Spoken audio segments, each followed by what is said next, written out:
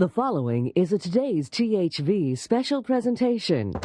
It was 13 years ago when we last took a little jog up Pinnacle Mountain west of Little Rock with ex-Marine Jim Harvey. Well, we found out that Jim, at 54 years of age, is still doing this every other day. So we decided an update was in order.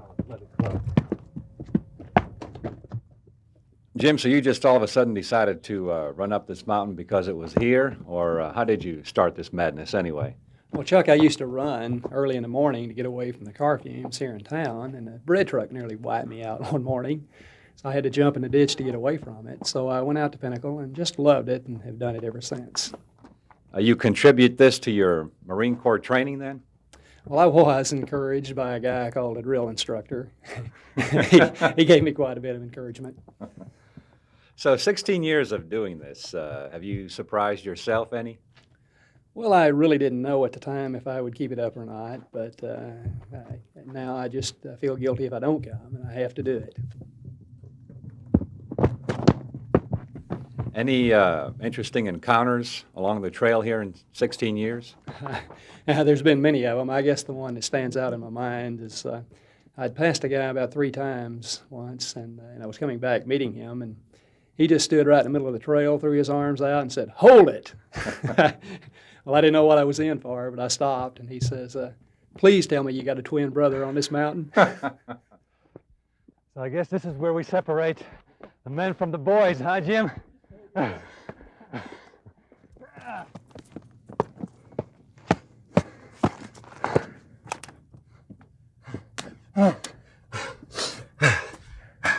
Rich, next time, let's do a food story, watermelon story, fashion story, anything. At Pinnacle Mountain State Park, Chuck Dovish, 11 Action News, I think, Travelin, Arkansas. They come from all over the country to the Crater of Diamonds State Park near Murfreesboro, and they are finding diamonds. Yes, they are. We had the field plowed, deep plowed here about a month ago. They've just finished up, and we've had a lot of rain after it, and right now is a real good time to search. The deep plowing turned over some fresh dirt. The rain on top of that washed that dirt off, leaving the diamonds exposed on the surface. So, and they're finding more diamonds this year too, so things are really looking good right now. Almost 3 times as many diamonds are being found this year compared to the same time period last year. The average is 4 diamonds being found per day. The largest one recently has been a 5 1/4 carat found by James Archer of Nashville, Arkansas, who's been digging at the park for 18 years. That's the largest I found since I've been coming over here, and it's 5 1/4. Mm-hmm. And I just enjoy doing it. It's just a hobby. I don't play horses. I don't gamble. So You just find diamonds. just find diamonds. Look for diamonds. Get out here and have a good time. 69-year-old, feeling good. Don't be sick or nothing. I think that's a pretty good deal. As Mr. Archer has done, I too have been coming out here for 18 years searching for diamonds, but to no avail. But you just never know. Your special find may be in that next pan full of dirt. You just never know.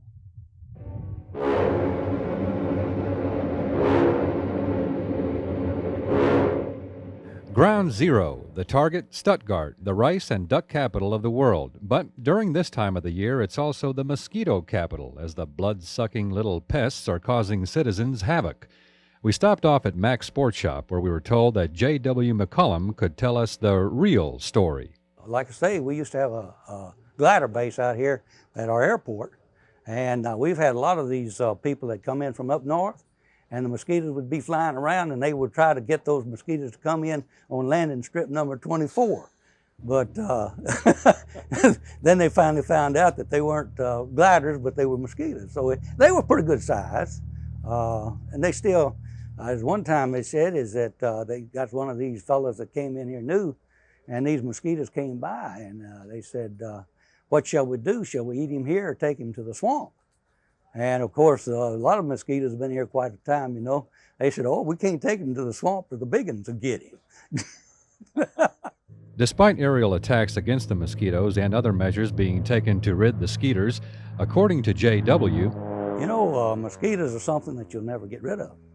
They'll always be here. Best thing you can do is control them the best you can. And I've seen all the way from the time there was no control up to the present time, and we can see a lot of difference. So in the all-out war against mosquitoes in Stuttgart, you'd best be armed with the right ammunition, and a can of off just doesn't cut it. A flamethrower would be more like it. Along Biomeda near Stuttgart, Chuck Dovish, 11 Action News, Travelin, Arkansas. When you rip it, wait a beat. You rip it, you wait a beat, and then you throw it down. Don't rip it and throw it right away. Just wait a beat or two. Let's do one more rehearsal, and then we'll take it. Her name is Lisa Cole, a one-time resident of Amity who now lives in California, but is back this week as writer, producer, and director of a mini-movie called Serendipity Lane, being filmed for possible public television circulation. It's a color film, and it's a story about a mother and her two teenagers, and they are traveling. They're always on the go. And for one reason or another, things don't work out for them, and so they're finally going to settle down in one place. And they come to Amity, Arkansas. Some property's been left to them, and they get here, and the house is in real bad shape. They can't move in, and so they basically spend the next few days trying to figure out what they're going to do. And it's about the relationship between the mom and her two children. She's quite eccentric, so it's basically about the dynamics of their relationship. Lisa says making movies is something she's wanted to do ever since she can remember. Yeah, I just have never been able to handle the thought of just a straight 9-to-5 job. I don't know, for me, I like sort of spontaneous, sporadic things. So film is really, it's hard work, but it's a lot of fun because I want to travel and I want to incorporate change, and being able to create something and then see your final project is a really, is a real rewarding thing. So I like that aspect about it a lot. So sometimes you feel like it's not worth all the work, but most of the time it is. So. Saturday from 10 till 2, filming will take place around the Amity Town Square if you'd like to be a part of Lisa's movie. Voice late, scene 1A, take 2. Mark it. Action. Near Hot Springs, Chuck Dovish, 11 Action News, Travelin, Arkansas. It's a place not too many people are aware exists in Little Rock, but it's the place to cool off in the summertime and put yourself on ice. It's very difficult to maintain ice surface in the summertime, and quite many rinks up north are closed during the summertime. But being a private rink, we cannot afford to do this, and that's why we have to keep the ice year-round. And we're glad to, because like you said, during the summertime, it's a great place to be, great place to cool off. Manager Lech Matusewski is not a newcomer to the ice by any means. His ice experience goes back to the old country. I've been a skater myself back in Poland, and skated for many years. I competed quite a bit in Poland. Then in 1981, I came to the United States. I trained with John Nix in California. And then because of the imposition of the martial law in Poland, I stayed in the United States and skated with ice skates for 3 years. And after that, I taught ice skating in Memphis. But any way you look at it, having an ice skating rink in Little Rock year-round means more than just a place to cool off. It's creating ice skaters from Arkansas. I come every Monday, and it's pretty nice out here. And skating's one of my favorite sports. So. You learn how to skate pretty good? Yeah. I have a lot of fun out here. I come a lot. You learn how to skate pretty good too? Sorta. Sorta? Not very good. Thank you. So, if you can keep from falling or running into somebody, this is the best way to cool off on a hot Arkansas summer day. Enjoy it. It's not summer without a good old-fashioned air show. The air show of the Ozarks in Harrison is one of the best in the nation, thanks to aerobatic pilots like Jan Jones.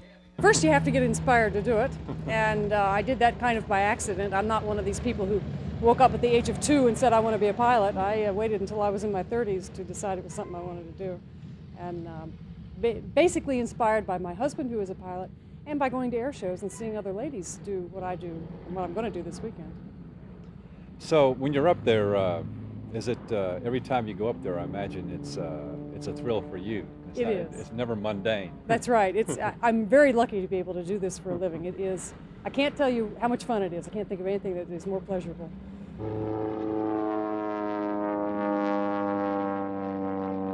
If you've never seen a plane take off from the roof of a car, you'll see it here. There'll also be a Russian MiG-17, a tribute to the warplanes of World War II, and performances by an all-female parachute team. But the highlight you won't want to miss is this.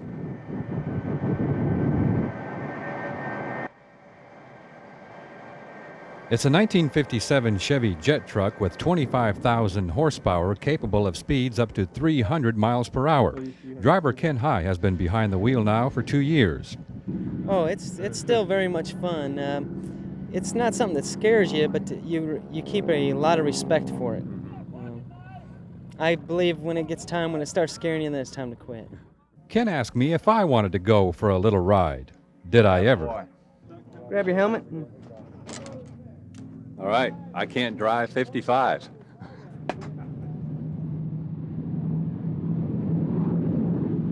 I do believe we put the Batmobile to shame. In Harrison, with videographer Brian Worthy, Chuck Dovish, 11 Action News, Travelin, really Travelin, Arkansas.